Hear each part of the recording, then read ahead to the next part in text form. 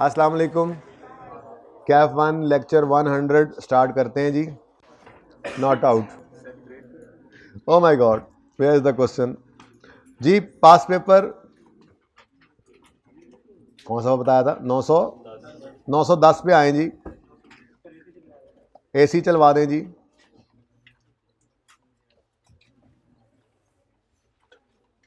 नौ सौ दस पर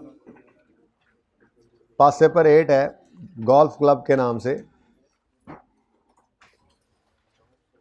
रिक्वायरमेंट पढ़ें तो कहते हैं आ कैंटीन ट्रेडिंग अकाउंट, यानी आज ये लोगों की कैंटीन लग रही है। अच्छा, और इनकम एंड एक तो ये बनाना है जी, कैंटीन का ट्रेडिंग अकाउंट। खामोश हो जाएं अब। इनकम एंड एक्सपेंडिचर अकाउंट और बैलेंस शीट 31 दिसंबर 12 की। ठीक है, आगे वो कहता है result of canteen competition event, competition and event should be shown separately. वो हम कर लेते हैं, वो तो वैसे ही हमारा एक रूल है। ठीक है, यानी हमने क्या करना है, इनकम एक्सपेंडिचर बनाना है, बैलेंस शीट बनानी है और ट्रेडिंग अकाउंट वर्क उसने रिक्वायरमेंट में कह दिया है, ना भी कहे तो हम उसको अलग ही रखते हैं, वर्किंग वन उसको कह देते हैं। ठीक है, सवाल को ज़रा पढ़ना शुरू करते हैं, कोई नई चीज़ तो नहीं है इसमें।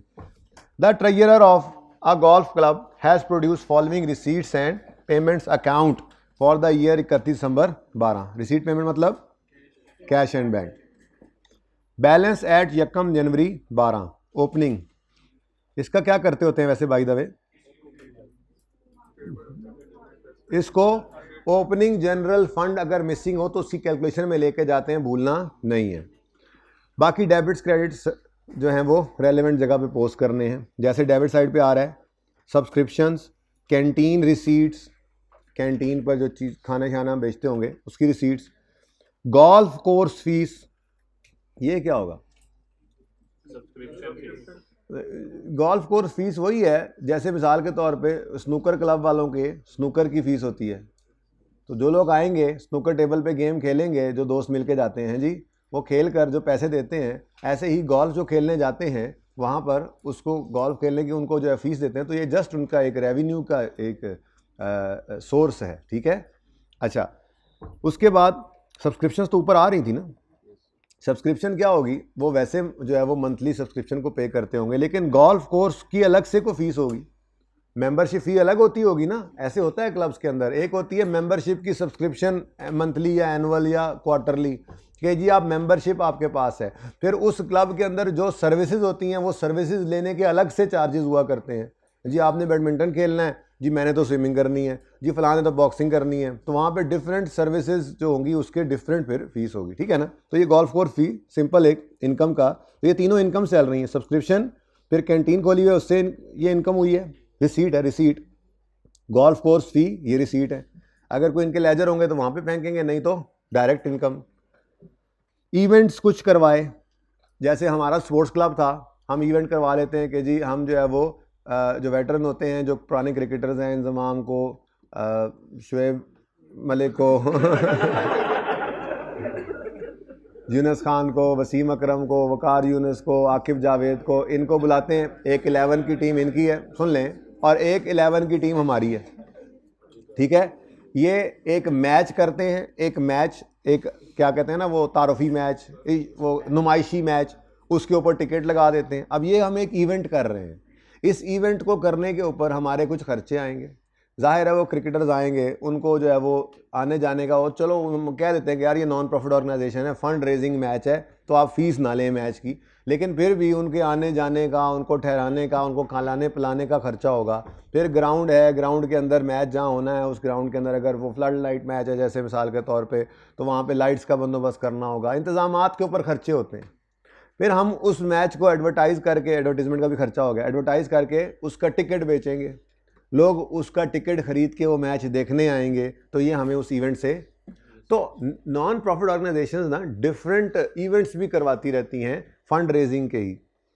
जैसे कोई मतलब अगर हेल्थ रिलेटेड कोई अगर जो है वो एनपीओ है, तो वो कोई ऐसे ही एक वॉक रख देती है। एक सवाल है, हमारा हॉस्पिटल है तो उन्होंने वॉक ऑन डायबिटीज़ डे करा दी, डायबिटीज़ डे के नाम से एक वॉक करवा दी, अब उस वॉक को कुछ लोग स्पॉन्सर कर देंगे, वो स्पॉन्सर्स से आने वाले पैसे इनकम होगी, और उस वॉक को करवाने के ऊपर कोई खर्चे हुए, कोई एडवर्टीजमेंट हुई है, तो कुछ इवेंट्स करवाते रहते हैं, ठीक है ना। कंपटीशन करवा दिया जी, हमने यहाँ पे कह दिया कि लाहौर के अंदर जो भी क्लब्स हैं वो टूर्नामेंट हो रहा है हमारे पास, आ जाएं, हमारा कंपटीशन होने लगा, इवेंट है, ठीक है ना। तो कंपटीशन एक हमने करवा दिया, एक टूर्नामेंट मुनक्किद कर दिया।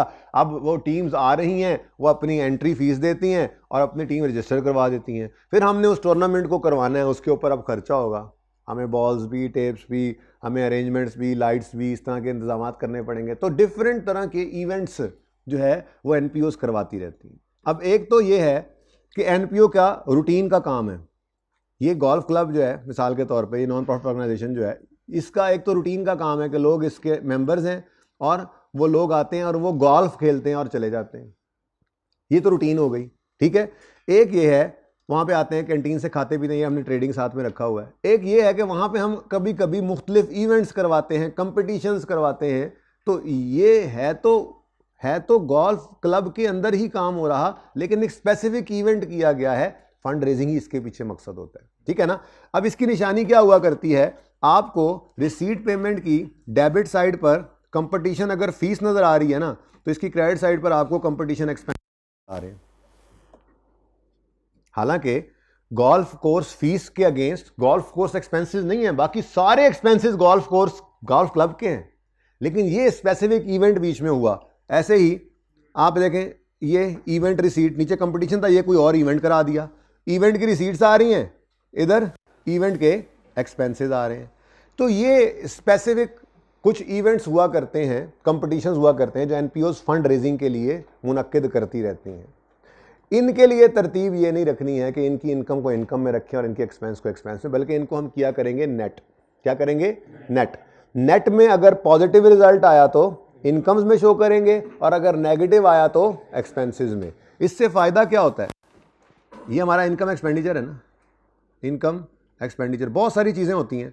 तो अगर मेरा यहाँ पर इवेंट इनकम मेरी हुई है लेट से 50 रुपये, और इवेंट एक्सपेंस हुआ है 35 रुपये, तो अलग अलग है, क्लियरली पता नहीं लगता। एक तो नेकेड आई से पता नहीं लगता, दूसरा हो सकता है इतने ज़्यादा आइटम्स हों, ये बीच में मिस हो जाए। हम ये चाहते हैं कि इसको नेट करो, नेट करके शो करो 50 माइनस 15, 35, 15 नेट में इनकम है, ताकि अगली बार हम ये इवेंट करें। मिसाल के तौर पे कंपटीशन है, कंपटीशन के अंदर मामला कुछ ऐसा है कि कंपटीशन हमने जो एक करवाया, उसकी इनकम जो है वो हुई लेट से 30 रुपये, और उसके जो कंपटीशन के ऊपर हमें ये जो हमने अभी मैच करवाया था, मिसाल के तौर पे नहीं, हमने टूर्नामेंट करवाया, तो हमें कंपटीशन के ऊपर एक्सपेंसेस आ गए जनाब 40 रुपये। चलो, अब अलग से नज़र नहीं आ रहा कि क्या हुआ है, लेकिन दरअसल क्या हुआ है, हमें इस इवेंट पे पल्ले से खर्चा करना पड़ गया। तो नेट करने का क्या फ़ायदा होगा? नेट करने का फ़ायदा होगा कि जब नेट करके नेगेटिव आ रहा होगा ना, तो मैं यहाँ पर कंपटीशन के बारे में क्या लिखूँगा, कितना था, 30 माइनस 40, तो यहाँ पर 10 आएगा। तो मैं कहूँगा एक तो इस दफ़ा मुझे, बात तो वही हुई है, नेट में वही आंसर आया, लेकिन इसका फ़ायदा क्या हुआ है? इसका फ़ायदा ये हुआ है कि अगली बार मैं ये कंपटीशन नहीं कराने लगा। ऐसा थोड़ा ही है कि हम टूर्नामेंट कराई जाएं और हर दफ़ा पल्ले से 10 रुपये। हमने तो इसको इसलिए किया था कि कुछ पैसे इसमें से बच जाएं, हम एनपीओ के अंदर यूज़ कर लें, फंड रेजिंग हो जाए। फंड रेजिंग क्या होनी थी, उल्टा पल्ले से पैसे लग गए। तो आपके रिसीट पेमेंट के अंदर एनपीओ के सवालों में अगर रिसीट साइड पर एक चीज़ की रिसीट्स नज़र आ रही हैं और उसी नाम से उसी चीज़ की पेमेंट साइड पर पेमेंट्स भी नज़र आ रही हो, एक्सपेंस नज़र आ रहा हो, तो दोनों को क्या करेंगे? नेट में अगर पॉजिटिव हुआ तो इनकम, और अगर नेगेटिव हुआ तो एक्सपेंसेस के अंदर शो करेंगे। इससे फ़ायदा क्या होगा ये मैंने आपको बता दिया। इसमें हमें पता लग जाएगा कि ये इवेंट, एक तो इस तरह पता लग जाएगा कि नेट में इसमें फ़ायदा क्या हुआ। इवेंट का फ़ायदा हुआ 15 रुपये बच गए, अगली बार करवा लेंगे और बेहतर तरीके से। लेकिन ये कंपटीशन में जो करवाया हमने, ये अगली बार हम नहीं करवाएंगे, इसमें तो पल्ले से खर्चा करना पड़ गया था। ठीक है ना? तो एक तो हमें जो नेट करने से ये पता लग गया कि इस दफ़ा हमें हमारे ऊपर इसका असर क्या हुआ है, और दूसरा ये भी डिसीजन लेना आसान हो गया कि फ्यूचर में ये काम करेंगे या नहीं करेंगे। ठीक है, ये आज का एक नया कॉन्सेप्ट है। बाकी तो छोटी मोटी चीज़ें जो है वो साथ साथ चलेंगी। सवाल की बस जो है वो सवाल का वॉल्यूम बस बढ़ेगा, चीज़ें बढ़ेंगी, ज़्यादा हो जाएंगी, बाकी चीज़ें वही हैं रूटीन वाली, लेकिन ये एक नई चीज़ आज ऐड होगी। ठीक है। चलें, तो हम पढ़ रहे थे इवेंट रिसीट्स हैं, कंपटीशन फीस है, उसके बाद कोर्स इक्विपमेंट सोल्ड। कल कोई कह रहा था फिक्स एसेट बिकेगा, तो पता नहीं कौन कह रहा था, बिक रहा है आज। कौन था, किधर है उमैर, किधर है, आज आया ही नहीं। आज हम इक्विपमेंट बेचने लगे हैं जी। तो कोर्स इक्विपमेंट वो जो गोल्फ कोर्सेस के गाड़ियाँ शाड़ियाँ होती नहीं, और वो ऐसी चीज़ें, कोर्स इक्विपमेंट कोई वो सेल कर रहे हैं, व्हीकल अलग हो सकते हैं, बहरहाल कोई कोर्स इक्विपमेंट है, फिक्स एसेट सेल किया है। कैंटीन पेमेंट्स, परचेजेस, कौन के नीचे दूंगा, परचेजेस बोला तो बैंक है, कैश बैंक कटा है, बैंक है, तो पेमेंट साइड पर परचेजेस भी नजर आए, ये परचेजेस ही लग रही है ना। कैंटीन पेमेंट से क्लियर नहीं हो रहा कि ये क्या है, पेमेंट टू क्रेडिटर है या पेमेंट फॉर परचेजेस है, तो शक में पड़ गए ना, तो हमने तो इसको क्या लेना है, हाँ, और कान बचा लेना है, पेमेंट टू क्रेडिटर। उसूल है, उसूल सारी एनपीओ के लिए चलेगा, ये नहीं कि एक सवाल में कर लिया अगले में बदल लिया, ना ना ना ना, हर जगह यही चलाएंगे, ठीक है। Okay, wages and payment to creditors, जब भी परचेजेस आएगा तो हम पेमेंट टू क्रेडिटर्स कह देंगे बैंक की पेमेंट साइड पे। कल मैंने उसूल लिखा था, लिखा था आपने, नहीं याद तो ये दिखा देता हूं, ये देखें,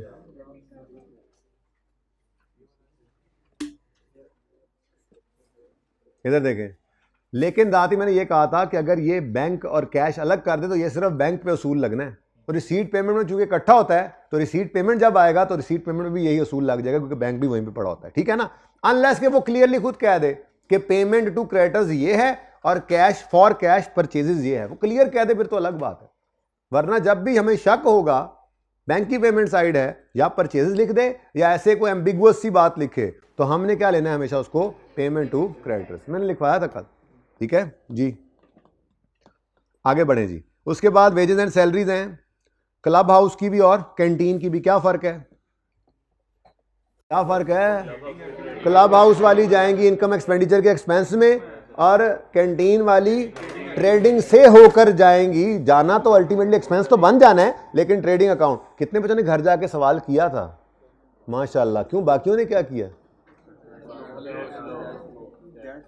वो तो पुराने सवाल। आपको मेन काम आज का छोड़ दें, आप उसको पकड़े रखें तो फिर रहने देते हैं, फिर 5-6 तक मैं पढ़ाऊंगा फिर, अगर ऐसे पढ़ोगे तो। मैं बिल्कुल एंडिंग गलत नहीं करना चाह रहा, मैं बिल्कुल नहीं एंडिंग गलत करूंगा अपने सिलेबस की। मैं बता रहा हूं, अगर आप लोगों का ये एटीट्यूड है, मुझे नजर आ जाता है बोलते हुए, आगे से रिस्पॉन्स आते हुए पता लग जाता है कि क्या सूरत हाल। अगर आप लोगों का ये अब आज वाला सवाल है, वो आप लोग उल्टे हुए पड़े होंगे कि यार हो क्या रहा है हमारे साथ, क्योंकि आपने कल आसान सवाल की प्रैक्टिस नहीं की। तो जहां मुझे लगना है ना कि आप लोग सुस्त पढ़ रहे हैं, तो कोई मसला नहीं, मैं खुद इंशाल्लाह बुला के सारे सवाल करवाऊंगा, प्रैक्टिस करवाऊंगा। मैं तो ऐसे नहीं एंड कर सकता, सारा चला हुआ अच्छा वाला मेरा सेशन मैं खराब करूंगा एंड पे आके। और ये एनपीओ ने आना भी है, ये तो नहीं आया ना लास्ट टाइम, तो हॉट फेवरेट, मैंने कहा था हॉटेस्ट फेवरेट है ये जी।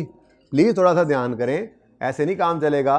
जो चीज़ जो है वो एंड पे आके आपने ध्यान से ज़्यादा अच्छी पढ़नी होती है कि यार ये तो तैयार हो जाए, ये तैयार हो जाए ताकि रिवीजन के अंदर इसमें आसानी हो, उसी में आप डिले पढ़ रहे हैं। ये असल में ना अब ऑफिशियल वो मोड शुरू हो रहा है, छुट्टियां हो लेना शुरू करते हैं फिर, बस फिर ये रह जाएगा। तो मैं बिल्कुल भी माफ़ी नहीं दूंगा अब, ठीक है। मैं होमवर्क दूंगा कल से, वो मैं चेक करूंगा, बल्कि चेक करवाऊंगा। यार बुलाएं, मैंने कल भी कहा था, आपने बुलाया ही नहीं, मुझे आज याद आ रहा है, मैंने ये होमवर्क चेक करवाना था जी। कोर्स रिपेयर्स वो तो याद कर ली थी ना आपने। कोर्स रिपेयर्स क्या हैं, एक्सपेंस है simple, insurance expense, electricity expense, telephone expense, event के एक्सपेंसेस नेट करेंगे, सन्ड्री एक्सपेंसेस अलग, कंपटीशन एक्सपेंस। और ये क्लोजिंग कहाँ जाएगा, बताएं कहाँ जाएगा। आपसे नहीं आज ये सवाल होगा, मैं बता रहा हूँ, अगर आप लोगों ने घर पे नहीं किया। किस किस ने ये सवाल किया है घर पे, जरा दोबारा बता दें, किस किस ने किया। हाइब्रिड वाले भी हाथ खड़ा रखें जब तक मैं ना कहूँ, ऊंचा हाथ खड़ा करें, बस आधी क्लास भी नहीं है, ठीक है जी, कोई मसला नहीं। भाई मैं अपने अल्फाज वापस लेता हूँ 31 वाले। अब आपकी एक दिन की सुस्ती से ये 3-4 वो जो सैटरडे बन रहा है ना, तब तक तो मैं लेके जा रहा हूँ। उसके बाद देखते हैं, अगर आपने कंटिन्यू किया तो ठीक है, मैं अब इसको लटका लूँगा।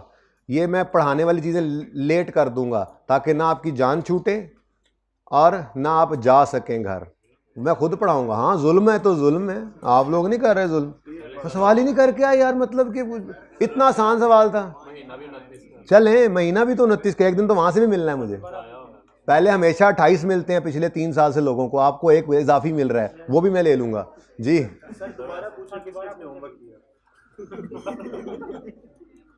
चलें जी, ठीक है। रिसीट्स पेमेंट्स रेलेवेंट जगह पे डेबिट क्रेडिट करते हैं, ठीक है जी। मैं सवाल तो करा रहा हूँ, अब क्या हो सकता है। ओपनिंग क्लोजिंग बैलेंसेस गिवन है, क्या करेंगे इनका? जिन जिन के ओपनिंग क्लोजिंग गिवन हो उनके लेजर्स ओपन करने हैं, ठीक है। शोर मचाने से कुछ नहीं होगा, मुझे पता है कौन क्या कर रहा है। कैंटीन ट्रेड पेबल्स यानी क्रेडिटर्स, कैंटीन की inventory, subscription in arrear in advance, telephone due, telephone expenses में आ रहा था ना पेमेंट्स में, और ड्यू का मतलब पेबल। कंपटीशन एक्सपेंसेस ड्यू, यानी ये एक्सपेंसेस को डायरेक्ट नहीं लेके जाना बल्कि पहले लेजर में फेंकना है इस पेमेंट को, और वहाँ से फिर एक्सपेंस की फिगर निकलेगी। चीज़ें वही हैं, बस ज़्यादा हो रही हैं। जैसे कि यहाँ पे देखो पॉइंट 2 में उन्होंने फिक्स एसेट्स भी दे दिए, ठीक है। भाई साहब इनका ना होमवर्क कल 2-3 जितने भी हैं सारे खड़े हो जाएं। कल इनका होमवर्क मैं आपको बताऊंगा, जो से सवाल आपने इनके चेक करने बगैर उसके इनको अंदर नहीं आने देना, ठीक है। बस एंड पे जान छुड़ाओ इनसे, कम करो बच्चे, ज़रा अच्छे से पढ़ाओ, पास होने वाले बच जाएं, बाकी रहने देते हैं, ठीक है ना। ओके। जुर्माना नहीं, जुर्माना हमारा यही है, क्लास में अंदर ही ना आने दो, बाहर रखो क्लास से, यही जुर्माना है। अच्छा चलो देखते हैं फिक्स्ड एसेट्स का बैलेंस एज ऑन 1 जनवरी 12, हमारा साल 12 वाला है। फिक्स्ड एसेट्स अलग से दे दिया उसने, club house and course cost अलग, अक्यूमुलेट ऑप्शन अलग, रेट ऑफ ऑप्शन अलग, यानी कि फिक्स्ड एसेट्स की भी डिटेल आ गई आज, ठीक है। आइए 16 भी आ गया, लेकिन इसमें सिर्फ ओपनिंग गिवन है, बाकी सब के ओपनिंग क्लोजिंग गिवन है, इसका सिर्फ ओपनिंग गिवन है, क्लोजिंग हमें खुद निकालना पड़ेगा। उसके बाद पॉइंट 3 के अंदर वो कहता है कि club house value of club house and course comprises, comprise का मतलब होता है इस पर यही है, मुश्तमिल, ठीक है। Land and building in ratio of 60-40, ये क्यों बता रहा है? ताकि आप डेप्शन करते हुए इसमें से 40% अलग कर लें और सिर्फ 60% अलग कर लें और सिर्फ 40% को डेप्रीशिएट करें। फिर course equipment costing 55 was disposed, ये बिका है।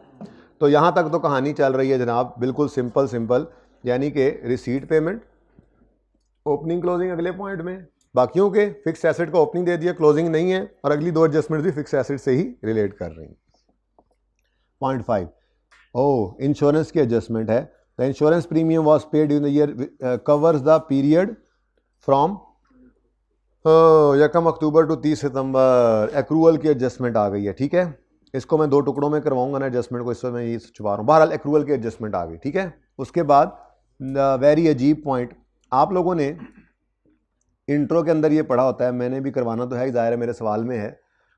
2 तरह से आपकी मिसाल के तौर पे मैनेजर है ना, मैनेजर, उसको आपने बोनस या कमीशन देना है तो प्रॉफिट की परसेंटेज के साथ लिंक कर दिया जाता है। ये 2 तरह से हो सकती हैं, लफ्ज़ का हेर फेर होता है लेकिन फिगर डिफरेंट हो जाती है। कभी कभी कहा जाता है कि प्रॉफिट आपको कमीशन मिलेगा 5% ऑफ प्रॉफिट बिफोर कमीशन, कभी कह दिया जाता है 5% ऑफ प्रॉफिट आफ्टर कमीशन। तो ये दोनों में डिफरेंस है, ये एक पॉइंट भी है हमारा यहाँ पे, ठीक है। और उसके बाद NRV of opening canteen inventory was 55, इसको तो अभी कर लो, मैं तो कहता हूँ एनआरवी 55 है और इन्वेंट्री वैल्यू होती है एट लोअर ऑफ कॉस्ट और एनआरवी, तो इन्वेंट्री ओपनिंग जो है वो 60,000 नजर आ रही है, इसको काट दो, यही है ना ओपनिंग, ध्यान देख लो हैं ओपनिंग और क्लोजिंग जी। तो ये 60,000 को काट के क्या लिख लिया आपने? 55,200, ठीक है जी। तो अब जब डाटा लिखेंगे, अच्छा ऐसे भी हो सकता था, ये मैंने आप इस दफ़ा ऐसे कर दिया, वैसे लास्ट टाइम तक तो मैं ये करता था 60 ही उठा लेता और बाद में जाके काट के इसको सही कर देता था। बहरहाल अभी पढ़ लिया तो चलो ओपनिंग लिख लेते हैं, ठीक है। अब सवाल सारा देख ही लिया आपने, मेरे ख्याल में फॉर्मेट बनाकर आगे जो है वो काम शुरू करना चाहिए। एक्सपेंसेस की भरमार है जी बेटा, क्योंकि इस पॉइंट के अंदर लिखा हुआ था एनआरवी ओपनिंग कैंटीन इन्वेंट्री की, एनआरवी जो है वो 55 है और सवाल में नजर आ रहा है वो 60 पर, तो बस 60 ही रखें फिलहाल, फिर लेजर के अंदर इसको कम कर लेंगे, क्योंकि इन्वेंट्री को वैल्यू किया जाता है लोअर ऑफ कॉस्ट और एनआरवी पे। तो अगर NRV 55,200 है, सवाल में 60 नज़र आ रहा है, तो ये फिर क्या है, कॉस्ट ही है ना। बोलो, NRV तो उसकी अलग से बता दी, तो फिर इसको हमने 55,200 पे रखना है, ना कि 60 पे। तो मैंने कहा था ओपनिंग उठाते हुए यहाँ से उठाना ही 55 सही कर लेना, क्योंकि अदर इन्फॉर्मेशन में है, लेकिन अब 60 ही उठाएंगे। ठीक है जी। अब फॉर्मेट बनाते हैं जी, फॉर्मेट बनाते हैं जी। पास पेपर 8, अच्छा जी। Page number 910। भाई ये बेटा एक इसको 23 पे करवा दें, और इसको हो सके तो थोड़ा और ऊपर। तो नहीं आ रही नीचे। अच्छा जी, नाम बताइए जी। नाम GL तो नहीं लिखा हुआ? ओ नो, GL तो नहीं होना, GC होना था। बहरहाल गोल्फ क्लब पूरा ही लिखना पड़ा मुझे। गोल्फ क्लब ज़रा नाम छोटा लिख रहा हूँ, आगे फिगर्स बड़ी लिख दूंगा। इनकम एंड एक्सपेंडिचर अकाउंट पूरा लिखना है आपने, ओके। मैं यहाँ पे फॉर द ईयर भी यहाँ पर ही लिख रहा हूँ ज़रा, ताकि फिगर्स बाकी बड़ी नज़र आएँ जो आपको नज़र आएँ जी। For the year 31 December 12। भाई मार्कर्स के लिए ज़रा बुलाइएगा उन्हें, कहें तो फ्रेश कर दें 2 मार्कर्स, पिछली क्लास से ऐसे ही चल रहे जी बच्चों। इनकम्स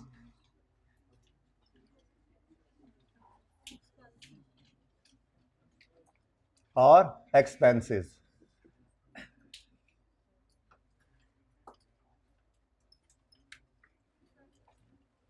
अच्छा, ज़रा सॉल्यूशन पे चाहती मारना, कितनी इनकम्स हैं ऐसे, ज़रा 5-7 हैं, 6 आ जाएंगी पूरी, 1 2 3 4 5, तंग हो रहा है काम। और एक्सपेंसेस की तो भरमार होनी है इधर, मुझे तो बहुत सारे नज़र आ रहे थे। चलो अल्लाह खैर करेगा, फिलहाल तो फिर अल्लाह का नाम लेके शुरू करते हैं। एंड पे आके बिल्कुल सरप्लस भी हो सकता है, पॉजिटिव हुआ तो सरप्लस, और नेगेटिव हो गया तो डेफिसिट।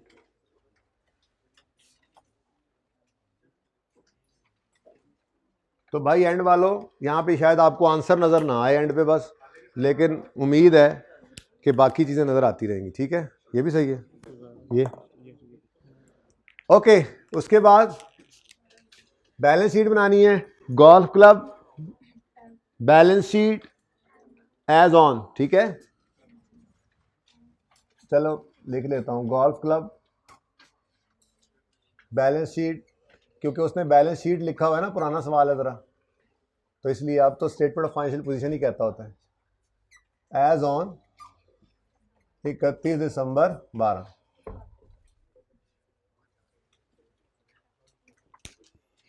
बुलाया आपने मार्कर वालों को? अच्छा जी। अब फंड्स एंड लायबिलिटीज, इनमें पहली हेडिंग हो गई फंड्स एंड लायबिलिटीज आपकी।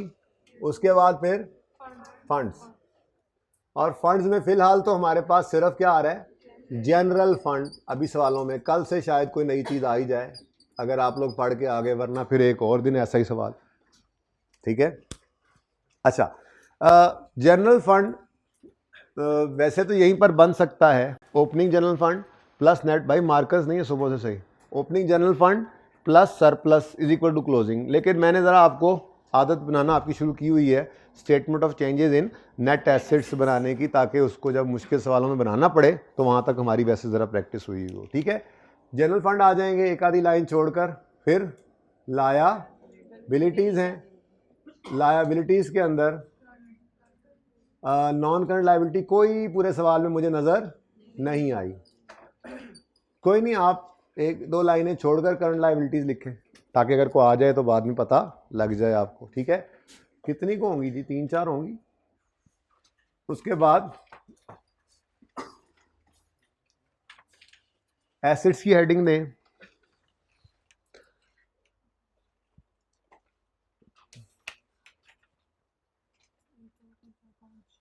एसेट्स की हेडिंग दे लीजिए। एसेट्स की हेडिंग देकर उसके बाद अगली हेडिंग दें नॉन करंट एसेट्स की। मैंने ज़रा जगह बचा ली। ठीक है जी, नॉन करंट एसेट्स को कर लेंगे अब गुजारा।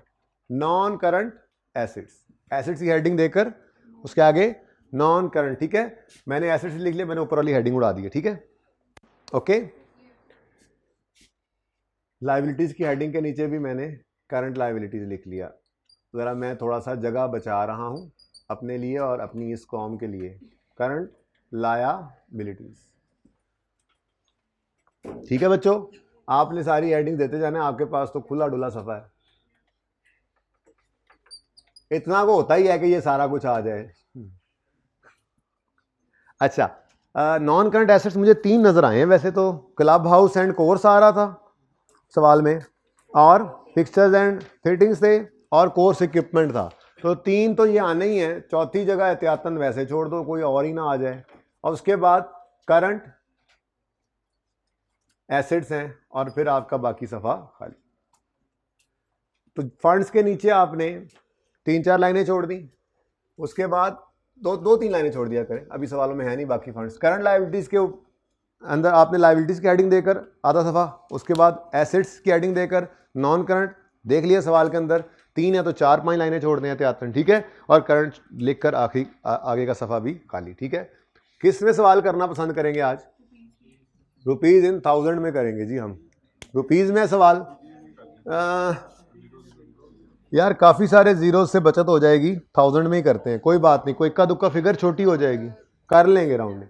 राउंडिंग खुल के करेंगे इंशाल्लाह। और बताएं, account for the year ended क्या था जी हमारा?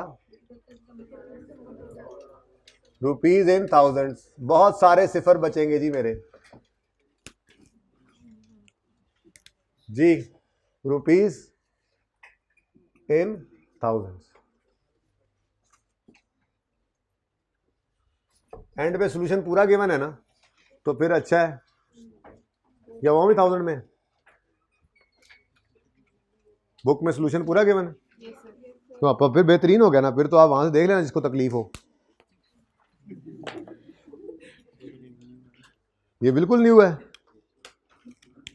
न्यू को पुराना करके लाए कचूमर करके। अच्छा जी, उसके बाद एक और रिक्वायरमेंट ही है, ये दोनों रिक्वायरमेंट बी का पार्ट थी, ऐसे ही है। रिक्वायरमेंट बी में उन्होंने कहा था इनकम एक्सपेंडिचर बनाओ और बैलेंस शीट बनाओ। रिक्वायरमेंट ए क्या है? कैंटीन ट्रेडिंग अकाउंट बनाओ। तो कैंटीन ट्रेडिंग लिख लो बस, कैंटीन ट्रेडिंग जी बच्चों, sales less cost of sales, और ये हम बना लिया करते हैं लेजर, जिससे हमें मिल जाती है, ऐसा ही है। और यहां से आ जाएगा हमारे पास ग्रॉस प्रॉफिट, कोई इक्का दुक्का खर्चा और ना आ जाए वो माइनस करके नेट प्रॉफिट। लेकिन आज इसके नीचे 2 लाइनें और छोड़नी है। वो जो कैंटीन मैनेजर वाला पॉइंट तसल्ली से ना पढ़ने दिया आपको, उसके अंदर उसने ये लिखा हुआ है कि canteen manager is entitled to a bonus या कमीशन ऑफ पता नहीं इतने % ऑफ पता नहीं क्या, ठीक है। तो बहरहाल प्रॉफिट निकलेगा, प्रॉफिट की परसेंटेज बोनस है, तो उसके बाद उसने भी आना है। तो इसलिए नीचे 2 लाइनें और छोड़ दें, और वर्किंग 1 में statement of changes in net assets बना लें। लो जी जी, क्या है जी स्टेटमेंट नेट एसेट्स के अंदर? हमारे पास आज सिर्फ जनरल फंड है, सिर्फ जनरल फंड्स, ठीक है जी।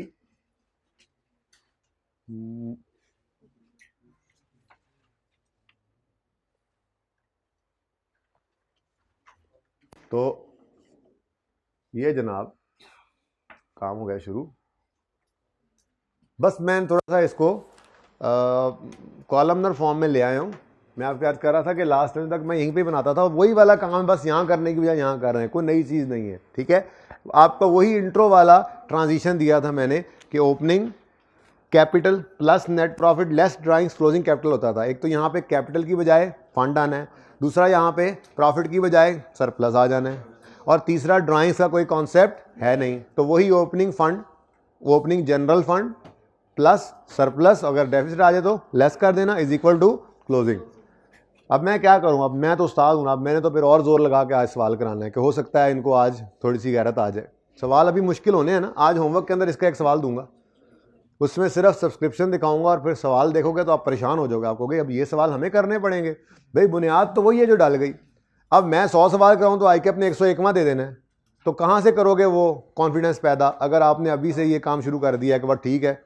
आखिरी महीने में पढ़ने जाओगे तो बहुत कुछ पढ़ना होगा, फिर ये नहीं पढ़ सकोगे। क्योंकि इस वक्त इसके पढ़ने का मौका है। सब कुछ हमारा अल्हम्दुलिल्लाह ठीक ठीक हो चुका हुआ है, अभी तक हम पे कोई इस किस्म का प्रेशर नहीं है। अगर किसी पे है भी प्रेशर ना, तो वो सोच रहा है मैं IAS 16 ना रिवाइज करूं, पागलों की तरह इस वक्त सोचते हैं। हम आज शुरू से रिवीजन ना शुरू कर दें। मेरे पास आते हैं बच्चे, मैं कहता हूँ पागल हो गए, इस वक्त शुरू से करें। इस वक्त इसको जहां से मैंने कहा था ना, आवाज दी थी आपको कि यहां से ऑनवर्ड आधे से ज्यादा पर्चा है, उससे लेकर एंड तक कोई गुंजाइश ना छोड़ो, क्योंकि अगर अब IAS 16 को पकड़ोगे तो टाइम लेगा। एक बार इसको करो, ये कर रहे हो इसको अच्छे तरीके से करो, इसको एग्जाम लेवल पे करो, फिर रिवीजन में बैठो, पहले इन्हीं को रिवाइज कर दो वॉल्यूम 2 को, और फिर वॉल्यूम 1 पे जाओ। उसने टाइम तो लेना ही है थोड़ा सा ज्यादा, क्योंकि 4 महीने हो गए उसको पढ़े हुए। तो अगर आप लोगों पे पिछला कोई प्रेशर नहीं है, रिसेंट वाला cash flow, ratios, IAS 8, EPS, तो फिर आपका काम बनता है कि आप इसके ऊपर पूरा टाइम लगाएं। इस वक्त कोई बच्चा भी पुरानी रिवीजन की तरफ ना जाए, वो रिवीजन के लिए ही तो आपको फरवरी का महीना दिया जाता है। तो इस वक्त आप जो कर रहे हैं, किसी भी टॉपिक के लिए कह रहा हूं, किसी भी सब्जेक्ट के लिए, वो एंड वाला जाया ना कर दें, उसको टिका के करें, ताकि प्रेप लीव में ये समझो प्रेप लीव शुरू है आपकी, ये फाइनल रिवीजन चल रही है आपकी NPO की। इस तरह से लेकर चलोगे तो फायदा होगा, वरना गड़बड़ कर रहा हूं मैं अभी बता रहा हूं। अभी तो रहते हैं 10 दिन, तकरीबन 7, 8, 10 जितने भी रहते हैं, ठीक है ना। तो ये जितने दिन रहते हैं ना, इन दिनों में गड़बड़ कर रहे हो अगर आप इसी अप्रोच पे हो। कल तक, परसों तक मामला बिल्कुल ठीक चल रहा था, जो होमवर्क दे रहा था सारे सवाल करके आ रहे थे। तो मेरे ख्याल में तो उस मोड के ऊपर अगर आप लगे हैं तो मुझे परेशानी हो रही है इससे काफ़ी ज़्यादा, ठीक है ना। तो आप लोगों ने इस परेशानी को अब दूर करना है कल, ठीक है, ओके। वरना मैं परेशानी में ज़्यादा पढ़ा देता होता हूँ। तो मैं बता रहा हूँ, फिर आपका सिलेबस नहीं ख़त्म होना। मैंने इस बार जमात में भी नहीं जाना 40 दिन के लिए, वो मैं अगस्त में जाता होता हूँ। तो बेहतरीन है, सारा फरवरी पढ़ा देना मैंने जी। Opening general fund plus surplus या लेस कर देंगे डेफिसिट को। अच्छा, सरप्लस ही लिख ले, अगर डेफिसिट आ गया तो वो माइनस लिख देंगे, कोई मसला नहीं, ठीक है।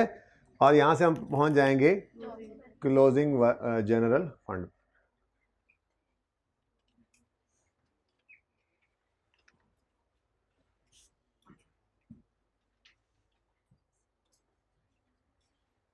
ले जी।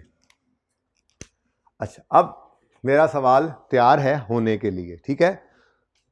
वैसे ये मैंने ना एक एक्स्ट्रा वर्किंग डाल दी अपने गले, लेकिन चले कोई नहीं, आगे फ़ायदा होगा।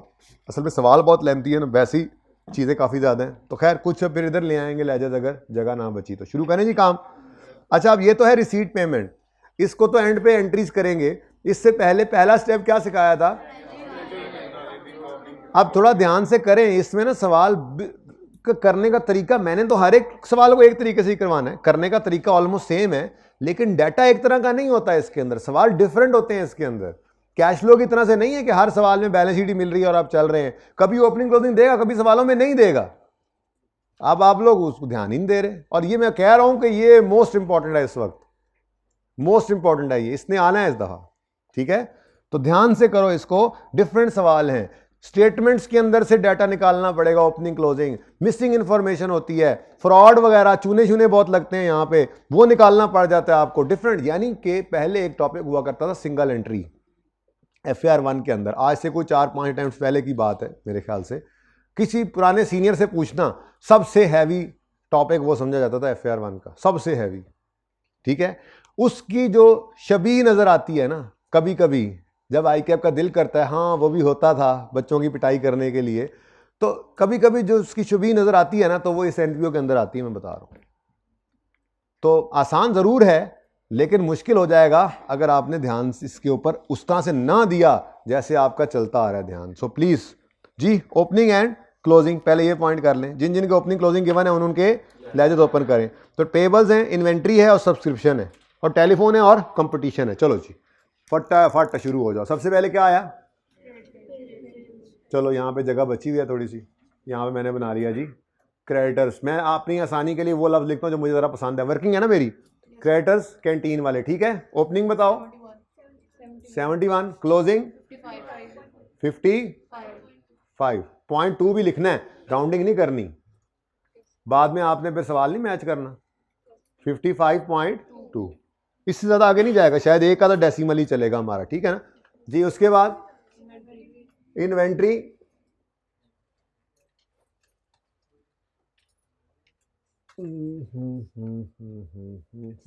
चलो अल्लाह खैर करेगा जी।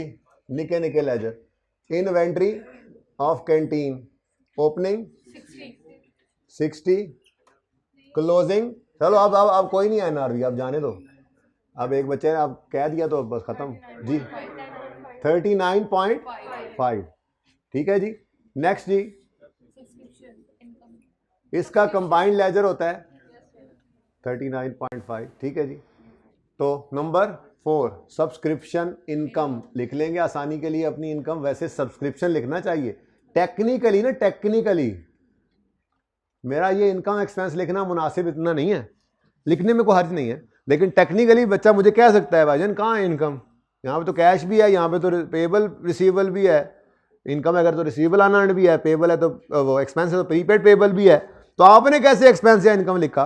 तो मैं कहता हूँ आसानी के लिए कैश वगैरह सही जगह लिखने के लिए लिख लो कंबाइंड लेजर है, इनकम का कंबाइंड लेजर है ठीक है ना, एक्रूअल्स का। तो इसलिए आपने लिखना है, इससे शर्म नहीं खानी ठीक है। इसी तो हम देखते हैं बाद में कैश किस तरफ आना है एक्सपेंस के केस में और इनकम केस में, तो छोटा सा लिख लिया करो साथ ठीक है जी। सब्सक्रिप्शन इन एरियर भी है और subscription in arrear, subscription income arrear मतलब रिसीवेबल, एसेट साइड पे लिखना है ठीक है। ये ओपनिंग 15.8 27.6 और एडवांस वाली 55.2 ये लायबिलिटी है और 35.5। तो ओपनिंग रिसीवेबल 15.8, क्लोजिंग में रिसीवेबल 27.6, ओपनिंग रिसीवेबल और अनअर्न्ड और क्लोजिंग अनअर्न्ड 35.5 ठीक है। नेक्स्ट टेलीफोन ड्यू, हम टेलीफोन एक्सपेंस लिखेंगे और कंपटीशन भी एक्सपेंस, ड्यू मतलब पेएबल। तो नंबर 5 टेलीफोन एक्सपेंस,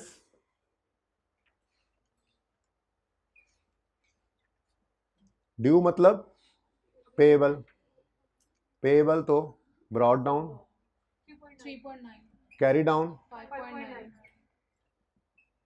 उसके बाद कंपटीशन एक्सपेंस। अब जो कल उसूल बताया था ना, जिसका लेजर हो उसे लेजर में फेंको वरना डायरेक्ट।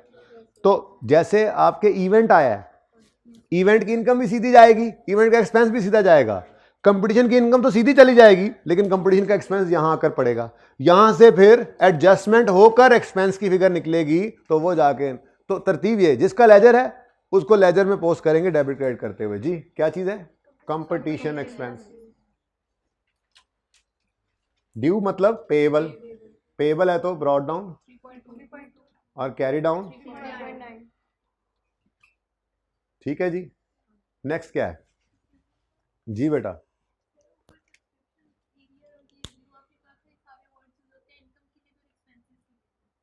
हाँ नहीं बेटा, सब्सक्रिप्शन इनकम है, पहली बात यह है सब्सक्रिप्शन इनकम है। सवाल में खामोशी केस के अंदर ये वैसे ना इनकम सब्सक्रिप्शन रिसीट साइड पे आ रहा है, हमने पे नहीं की, वरना वो क्लियरली लिखता कि हमने किसी को सब्सक्रिप्शन दी हुई है। सब्सक्रिप्शन है ही इनकम, इन एरियर है तो रिसीवेबल है और इन एडवांस है तो पेएबल, लायबिलिटी है। पेएबल तो नहीं मतलब लायबिलिटी होती है ठीक है, एडवांस इनकम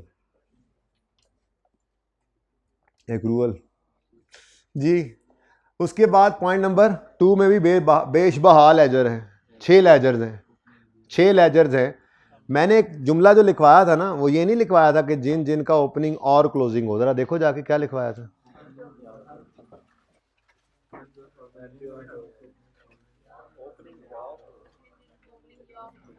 एनपीओ के सवालों में जिन जिन आइटम्स के ओपनिंग या क्लोजिंग गिवन हो ठीक है, तो नसन नहीं दूंगा आपको ठीक है।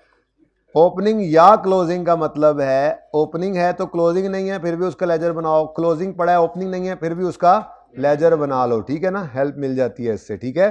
तो फिक्स्ड एसेट का ओपनिंग आ गया है और जिनका नहीं भी, ना ओपनिंग होगा ना क्लोजिंग होगा, एडजस्टमेंट में से निकल आएंगे, बनाना पड़ा तो उसका भी बना लेंगे, वो तो बात की बात है ठीक है ना। तो थोड़ा डिफरेंट होता है सवाल इसका, ध्यान से देखो, हर सवाल में डिफरेंट कहानी नजर आएगी, करना एक ही तरीके से। ये हमने बस महारत हासिल करनी कि डाटा जैसे मर्जी दे ठीक है। रिसीट पेमेंट आते आते रिसीट पेमेंट गायब हो जाएगा, कैश की अलग से 2-4 लाइनें लिखी होंगी कि कैश पेमेंट्स ये हैं, बैंक अकाउंट की समरी ये है, बैंक अलग कैश अलग हो जाएगा, फिर आगे जाके वो कहेगा जी अकाउंटेंट भाग गया है, हमें शक है फ्रॉड कर गया है, बताओ कितना फ्रॉड है। अब सवाल कोशिश करके वैसे ही करना है जैसे हर सवाल करते हैं। अब ये कमाल की बात है, अब देखें इसमें आप तो थोड़ा सा ना सीरियस हो जाएं, इस टॉपिक को हल्का लेंगे तो ये आपको हल्का कर देगा, ठीक है। पास होने की खुशी से आज़ाद कर देगा, आपको फेल करवा देगा ये, तो इसलिए ध्यान दें इस पर। अच्छा जी, 3 लेजर्स हैं, क्लब हाउस एंड कोर्स, यहाँ इकट्ठे कर लेते हैं, फिर को अगर एक्स्ट्रा आया तो यहाँ पे, ठीक है। 6 लेजर्स बनाने हैं मैंने। नंबर 7 वर्किंग है जी, CH एंड C, वैसे आपस की बात है, क्लब हाउस एंड कोर्स है, फिक्सचर एंड फिटिंग्स हैं, इनके लेजर कॉस्ट वाले बनाने की ज़रूरत ही कोई नहीं है। ना कोई एडिशन नज़र आया है, ना कोई डिस्पोजल। आपको कि कहाँ से आपको पता चला भाई? एडिशन होता तो यहाँ पेमेंट हो रही होती, डिस्पोजल होता तो इक्विपमेंट का डिस्पोजल है, ठीक है ना। हाँ, लेकिन चलो मैं चूँकि पहली दफ़ा ये आए हैं बेचारे इस टॉपिक में, तो मैं इनके लेजर्स बना देता हूँ, लेकिन ये ओपनिंग और क्लोजिंग ही होना है, ठीक है। पर चलो डेप्रिसिएशन निकालते हो, ज़रा नज़र आ जाएगा कैसे निकालते हो तो हम, ठीक है। तो मैं इसकी जगह ज़रा तंग कर रहा हूँ, ब्रॉड डाउन 3156, ठीक है जी। और इसकी अक्यूमुलेटेड डेप्रिसिएशन का जो लेजर है,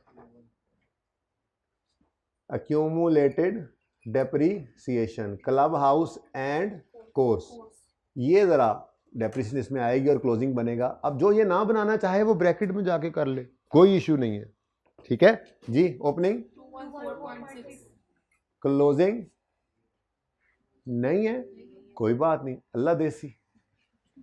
depreciation expense for the year निकालेंगे, उसमें पड़ जाएगी, कोई डिस्पोजल नहीं होगा तो क्लोजिंग बैलेंसिंग और क्लोजिंग बैलेंस शीट में जाएंगे। समझ आ रही है? तो सवाल हर एक ही तरतीब से करना है, लेकिन डाटा यहाँ पे हर सवाल के अंदर मुख्तलिफ हो सकता है, तो प्लीज़ सीरियस हो जाएं। ये आखिरी 10 दिन आपको मेक और ब्रेक की तरफ लेके जा रहे हैं। 10 दिन और कहाँ पे 4 महीने तकरीबन जो गुजरे, तकरीबन 4 महीने पूरे गुजर गए ना अब तक, तो ऊपर कुछ दिन हुए होने, तो 4 महीने की मेहनत और ये 10 दिन, ये आपको कहाँ से कहाँ लेके जा रहे। थोड़ा सा सीरियस हो जाए ये 10 दिन के अंदर बस, उसके बाद फिर बस 1 महीना छुट्टियों में सीरियस हैं, उसके बाद पेपर देकर याशी करें, पेपर पास हो जाएगा, फिर अगले पेपर्स के लिए सीरियस हो जाएं। नहीं, सीए करना है तो फिर तो ऐसे ही करना है, और अगर बीए करना है तो कोई नहीं, अभी से छोड़ें, फिर याशी करें, go and kill the waves. तो प्लीज़ कंसिस्टेंसी कमिटमेंट के साथ, स्टार्ट में बताया था कंसिस्टेंसी और कमिटमेंट, तो थोड़ा सा ये 10 दिन है, ठीक है। 10 दिन को ज़रा टिका के लगा लो, इस टॉपिक को ऐसे तैयार कर लो जैसे बाकी अभी आप इस नियत से कर रहे थे कि बस ये तो मैंने यहीं पे तैयार करने, तो यहाँ पे क्यों आप सुस्ती कर रहे हैं? जिसने आना है उसमें सुस्ती कर रहे हैं, जिसने पर्चे में आना है उसमें सुस्ती कर रहे हैं। और ये सवाल आगे जाते जाएंगे, देखते जाओगे आप, घुमाएंगे आपको, कहोगे यार हर सवाल में कोई ना कोई ऐसी चवल वज्जी होती है कि हम तो परेशान ही रहते हैं, तो इसलिए प्लीज़ थोड़ा सा ध्यान दें जी। नेक्स्ट सर, आज डराने वाली बातें ज़्यादा कर रहे हैं, और आप लोगों ने मुझे डरा दिया यार, सवाल ही कोई नहीं करके, मतलब आवे तो आवे ही आज जी। नेक्स्ट क्या है? फ्रेंड्स एंड फैमिली जी, ब्रॉड डाउन 552। मुस्तकबिल एकदम से ना लोड शेडिंग में चला गया है, तो ज़रा जल्दी करें, उधर कोई यूपीएस लगाएं अब आज जाके, ठीक है, सोलर लगा लें। Accumulated depreciation fixtures and fittings, opening बताएं 166, बस ओके। बस सारा सेशन बहुत अच्छा पढ़े हैं आप लोग, मुझे बड़ी उम्मीद है आप लोगों से। ये 10 दिन आपने नहीं ढीला पढ़ना, इसलिए तो मुझे दुख हो रहा है। सारा सेशन अच्छा पढ़े, कहीं पे आप लोगों ने गुंजाइश, मुझे आज तक किसी बच्चे में गुंजाइश नजर नहीं, खूब पढ़ के आते रहे। ये आज क्या हुआ आपको? ये फर्स्ट टाइम ऐसा हुआ है पूरे सेशन में, मतलब आज हुआ क्या था? अच्छा ईमानदारी से बताओ, कितने बच्चे ये सोच रहे हैं छुट्टियों में शुरू करते हैं आप, ज़रा चलो ये सिलेबस पूरे कर ले? ये सोच रहे हैं क्योंकि मैं खुद इस वक्त से गुजरा हूँ। ये शुक्र करो ईद वाला सेशन नहीं है, वरना हर ईद से पहले, ईद के बाद, पाकिस्तानी कौम का तो मसला ही यही है, वो कहीं भी चले जाओ, किसी और दफ्तर में चले जाओ, भाई ईदों बाद ही होएगा, आखिरी 5-6 दिन रह जाए ना, तो हर जगह पे यही मोड चल रहा होता है। भाई हमारे लिए नहीं है ये वाले मोड्स, ठीक है, चलें शाबाश। नेक्स्ट, क्लासेस भी ईद से पहले ही, हमारा ईदों बाद नहीं होता, कह तो रहा हूँ जी। कोर्स, इक्विपमेंट, CE, इतना लंबा दोबारा लिखना पड़ेगा वरना। सी ई कोर्स इक्विपमेंट ओपनिंग 1262, इसमें डिस्पोजल है ना, कोई बात नहीं। और इसकी एक्यूमुलेटेड डेप्रिसिएशन जी 542 जी बेटा। आप इनके लेजर ना भी बनाए तो कोई मसला नहीं, तो मैंने पहले बताया, ठीक है। आप कॉस्ट में कोई चेंज नहीं है, डायरेक्ट लिखें बैलेंस शीट में, लेस करें उसमें से एक्यूमुलेटेड डेप्रिसिएशन ओपनिंग लिख लें, डेप्रिसिएशन ऐड करें, क्लोजिंग बना लें, बस वो ब्रैकेट में फिर वर्किंग शो करें। मैं तो ज़रा इस तरह से बना रहा हूँ कि मेरे जैसों को भी समझ आ जाए, ठीक है। पहला सवाल है ना, एनपीओ के अंदर जो फिक्स एसेट इस तरह से आ रहे हैं खूब धूमधाम के साथ, आबोताब के साथ। लो जी, इतना सारा सवाल सी, देखो ना मेन सवाल तो निकल ही गया। अच्छा, अब चूंकि बात चल ही पड़ी है इस तरफ, लेकिन पहले ये कर लेते हैं यार, चलो चलो जी मुफ्त के नंबर ले लें। हाँ भाई, यहाँ तक तो आप लोगों ने मेरी बात नहीं मानी, साथ साथ ही आप चले, नहीं मानी आप लोगों ने। ये सारा ओपनिंग क्लोजिंग सब ने लिख लिया है ना साथ ही, चलो ठीक है। यहाँ तक वैसे कोई ऐसी टेक्निकल बात भी नहीं थी कि मैं आपको रोकता, अभी भी टेक्निकल नहीं है, लेकिन मेरी चाहत ये है कि ज़रा 1 मिनट के लिए रुक जाएं, मैं ये डेबिट्स क्रेडिट्स पोस्ट कर लूँ, रेलेवेंट जगह पे देख लें, फिर मैं आपको 2 मिनट दूँ, क्विकली आप दोबारा करें बगैर देखे हुए, तो ये डबल हो जाएगा काम, ठीक है। अब एक आदत जो पक्की बना लें वो ये है कि रिसीट पेमेंट में जब ओपनिंग नजर आए और सवाल पूरा पढ़ चुके हैं, आपको पता है कि आपको ओपनिंग जनरल फंड गिवन नहीं है, तो बाद में भूलने से बेहतर है इसको अभी लिखें। इसको कहां ले जाएं, इसको कहां ले जाएं, calculation of opening general fund में इसको ले जाएं, फौरन ले जाएं, ताकि ये मिस ना होने पाए बाद में, ठीक है। तो जनरल फंड जहां पे भी निकलना है मेरा, वहां पर जाकर मैंने क्या है जी 157.8 लिखकर रख लिया, ताकि जब कभी मैं इधर आऊंगा, बाद में कहीं मिल जाता है कोई गल नहीं, काट के वो लिख लेना ओपनिंग, अच्छी बात है, तसल्ली अपनी। ये उसूल रखो, 99% बच्चे ये भूल जाते हैं, क्योंकि ऊपर पड़ा होता है, पेज के ऊपर पड़ा होता है, ओपनिंग रह जाता है। ओपनिंग जनरल फंड निकालते हुए पर्चे के अंदर तो बड़ा स्पीड में चल रहा होता है बंदा, प्रेशर होता है, ठीक है।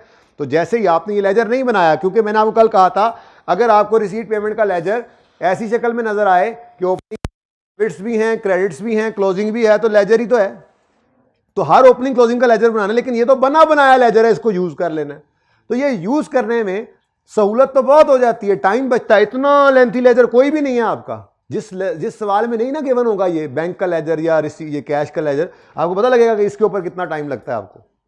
तो एक लेजर पूरा बना रहे हैं, वो बच जाता है। जब वो बच जाता है तो फिर एहतियात भी थोड़ी सी करनी पड़ती है। तो ओपनिंग सबसे पहले लिखना है, याद रखना है, ठीक है। चलो जी, उसके बाद शुरू करते हैं जी काम।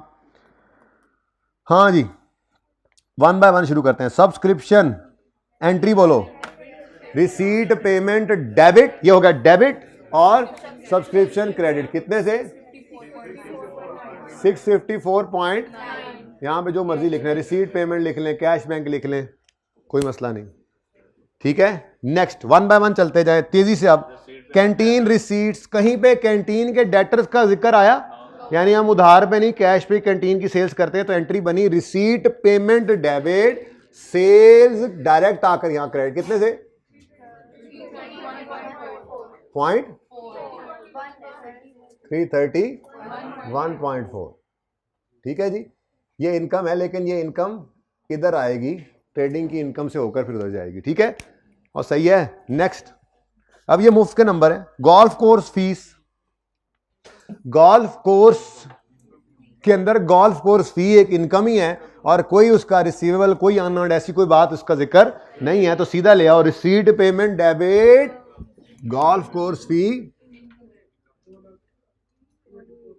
गोल्फ कोर्स फी कितनी 284। नेक्स्ट, इवेंट रिसीट्स, हाँ, और इवेंट एक्सपेंसेस को, इनको तो इसलिए मैं इसको ना ब्रैकेट में लिख लेता हूं, ठीक है, फिर बाद में इवेंट एक्सपेंसेस की तरफ जाएंगे। फिलहाल तो डेबिट्स में चल रहा हूं ना, तो इवेंट रिसीट्स। अच्छा, वैसे क्या करना है, आमिर भाई बच्चे हाइब्रिड वाले शिकायत कर रहे थे कि बहुत ज़्यादा कैमरा मूव करता है, नोट नहीं कर सकते हम, तो नोट करते हुए आपने रोकना है उसको जब बच्चे नोट कर रहे होते हैं, ठीक है ना। अच्छा सुने, हम अपेरेंटली नजर आ रहा है हमें 86 और इधर 47 है, नेट में क्या आना है, इनकम, नेट में इनकम आनी है। लेट से आप इनकम वाली साइड पे लिख भी गए और बाद में कोई नीचे एडजस्टमेंट ऐसी हुई कि वो एक्सपेंस में बन गया, तो एक लाइन लगा के वापस ले जाना। इसमें मैं सोच में आप खाम खा नहीं लगाने लग जाना दिमाग के, यार पहले सोचें कहीं हो गया ऐसा कि ये नेट में नेगेटिव हो गया तो क्या होगा, तो क्या होगा, एक लाइन ऊपर लग जाएगी और नीचे आ जाएगा, कोई मसला नहीं, ठीक है ना। तो फिलहाल तो मुझे नजर भी आ रहा है, मैं इसको इनकम साइड पर ही लिखूंगा। तो क्या चीज है जी, इवेंट। तो यहां पर मैंने यूं लिखा इवेंट, ठीक है जी। इवेंट लिखकर इसकी रिसीट्स भी इधर, इसके एक्सपेंस इधर नेगेटिव के साथ। अब अगर मिसाल के तौर पे ये एडजस्टमेंट के बाद नेगेटिव बन जाता है, यहां से काट देंगे, यहां पे लिख देंगे, ठीक है। तो इवेंट रिसीट, एंट्री बोलो रिसीट, हाँ कैश पेमेंट या कैश बैंक या रिसीट पेमेंट डेबिट और इनकम क्रेडिट कितने से 86। माइनस अभी नहीं कर रहा, वो मैं माइनस पे जाता हूं फिर कर लेते हैं, ठीक है, ठीक है जी। तो ये थोड़ा सा मेरे ख्याल बच्चे गए थे काफी सारी चीजें। इवेंट जी 80। अब एंट्री क्या बनी, रिसीट पेमेंट डेबिट और इनकम क्रेडिट। अब जब इसका रिलेटेड एक्सपेंस आएगा तो एक्सपेंस इधर डेबिट करने की बजाय यहां माइनस कर देंगे तो वही डेबिट इधर पड़ जाएगा, ठीक है ना। नेट में आंसर निकल आएगा, और नेट में आंसर नेगेटिव आ गया तो वहां से काट के उसी को यहां लिख लेंगे, कोई ऐसा मसला नहीं है, ठीक है, बाद में भी हो सकता है। नेक्स्ट, कंपटीशन भी ऐसा ही है, 86 और 12। वैसे कंपटीशन की एडजस्टमेंट भी है, यानी ये एक्सपेंस वैसे ही डायरेक्ट नहीं जा सकना, लेकिन चलो वैसे बाद में अगर हो भी जाता है गड़बड़ तो बाद में सही कर लेंगे। फिलहाल तो अपेरेंटली क्या नजर आ रहा है कि नेट में इनको नेट करने से इनकम साइड भी आएगा, तो कंपटीशन फीस, और नहीं इनकम का तो नहीं है ना, वो एक्सपेंस का है बेटा, यही तो समझा रहा हूं। चलो बहरहाल देखते हैं, कंपटीशन रिसीट पेमेंट में डेबिट, कंपटीशन इनकम क्रेडिट कितने से 46.6।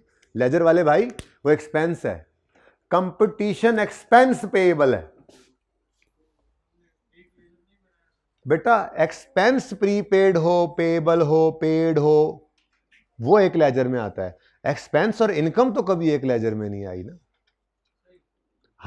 हम एक्सपेंस का कंसोलिडेटेड लेजर बनाते हैं जिसके ऊपर क्या लिखा होता है, एक्सपेंस। अगर एक्सपेंस प्रीपेड है तो ऐसे लिखा गया, अगर एक्सपेंस पेएबल है तो ऐसे लिखा गया। फिर एक्सपेंस के केस में कैश डेबिट साइड पर और एक्सपेंस की फिगर क्रेडिट साइड पर। लेकिन अगर इनकम होगी तो वो उस लेजर में तो नहीं जाएगी। जैसे मिसाल के तौर पर रेंट एक्सपेंस है और दूसरी तरफ रेंटल इनकम है। अब इनकम का लेजर तो अलग है। अगर ये इनकम ओपनिंग में रिसीवेबल है और क्लोजिंग में रिसीवेबल है तो एसेट है। अगर ओपनिंग एडवांस है, क्लोजिंग भी एडवांस है। अब इनकम के केस में कैश डेबिट इनकम क्रेडिट इधर आता है और पीएनएल वाली इनकम की फिगर इधर आती है। इनकम एक्सपेंस को तो इकट्ठा नहीं करते। एक्सपेंस के सारे कुछ, अगर वो प्रीपेड है, चाहे वो पेएबल है, एक्सपेंस है, कैश है, वो सब इधर आएगा जी। तो वहां यहां से इनकम चली गई है, एक्सपेंस लेजर से निकल कर जाएगा, इनकम और एक्सपेंस नेट होंगे। इवेंट की इनकम्स, इवेंट के एक्सपेंसेस ये नेट होंगे तो पता लगेगा इवेंट नेट में हमें फायदा देके गया या नुकसान देके गया, ठीक है। लास्ट क्या है जी, कोर्स इक्विपमेंट सोल्ड। हाँ वही पुराना हमारा डिस्पोजल अकाउंट। अगर ये आ जाए तो हम इन दोनों टॉपिक्स के अंदर माफी नहीं देते इसको, ये जगह बची हुई थी, मैं यहां पे बना लेता हूं डिस्पोजल का अकाउंट। अल्लाह करे अब और को अकाउंट ना बने, मुझे लगता है वो बनेगा एक इंश्योरेंस का। चलो डिस्पोजल का अकाउंट बना है। हाँ जी, कैश है, कैश एंड बैंक। तो क्या है एंट्री हो रही, cash bank debit, receipt payment debit और डिस्पोजल का अकाउंट क्रेडिट कितने से, debit side over credit side की तरफ चलें। अच्छा क्रेडिट साइड में ना सिर्फ ये जो इंश्योरेंस है ना, इसकी एडजस्टमेंट क्योंकि आ रही है तो इंश्योरेंस करते हुए जरा एडजस्टमेंट नंबर 5 है, लेजर ओपन कर लेना पड़ेगा हमें और लेजर में हम एंट्री डालेंगे, ठीक है, ओके और सही है। अच्छा चलें जी, आप पेमेंट शुरू करते हैं, पेमेंट्स को शुरू करते हैं जी वन बाय वन। सबसे पहले क्या है जी, कैंटीन पेमेंट्स। क्या उसूल बनाया हुआ है, पेमेंट टू क्रेडिटर्स लेंगे तो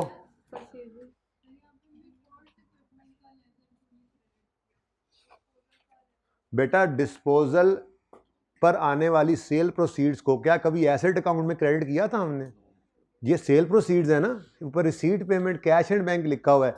जो आप कह रहे हैं ना वो कोर्स इक्विपमेंट में से हम कितने गया, यहाँ से हम क्रेडिट करके डिस्पोजल में हम डेबिट करेंगे, वो तो कॉस्ट या बुक वैल्यू आती है ना, ये तो सेल प्रोसीड्स है ना। तरा कटो मेरे आज ना, होर ना पढ़ के आओ तुसी, होर ना पढ़ के आओ तुसी, कोई बात नहीं कोई बात नहीं, स्लोली करेंगे ये सवाल आज जी।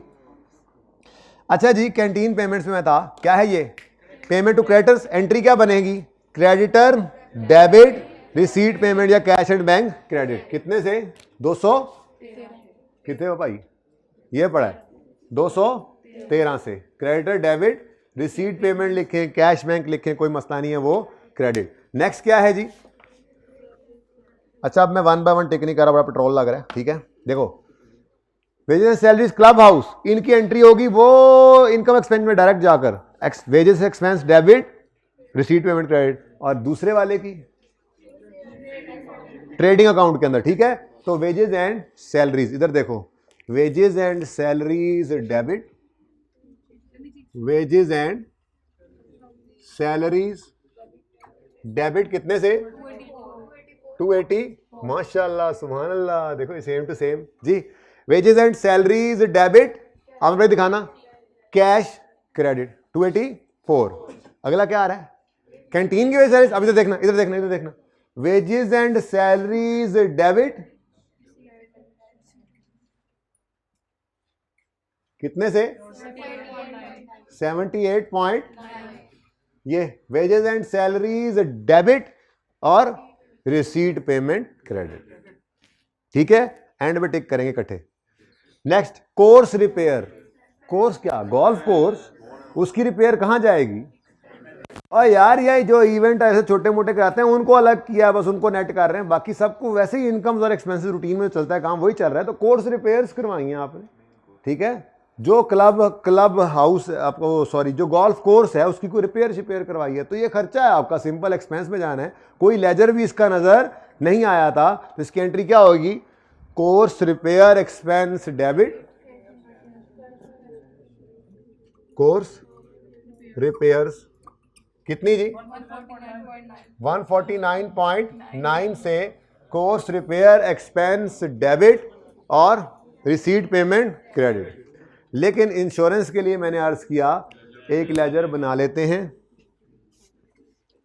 कहाँ बना लें, यहाँ करके ना बना लूँ, नहीं वर्किंग नंबर कौन सा बनेगा जी, वर्किंग 14।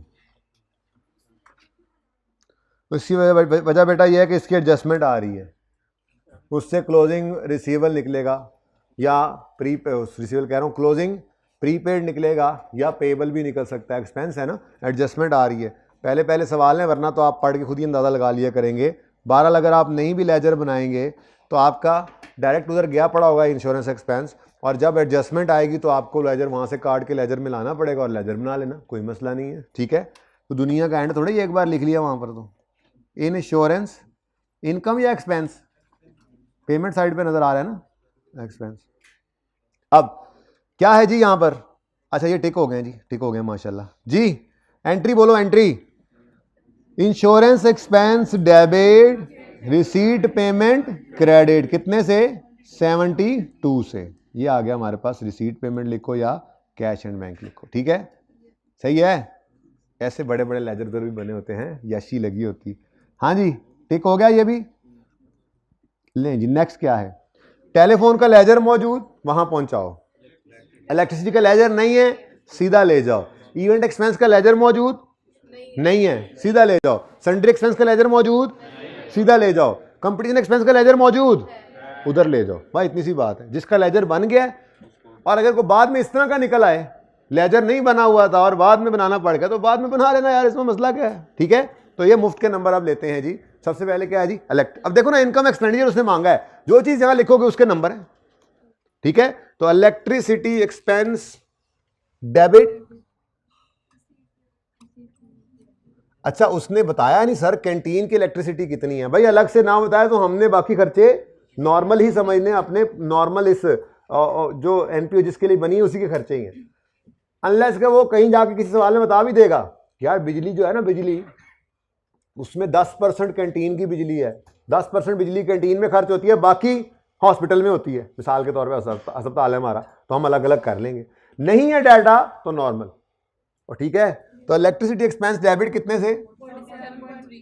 47.3 से electricity expense debit receipt payment credit.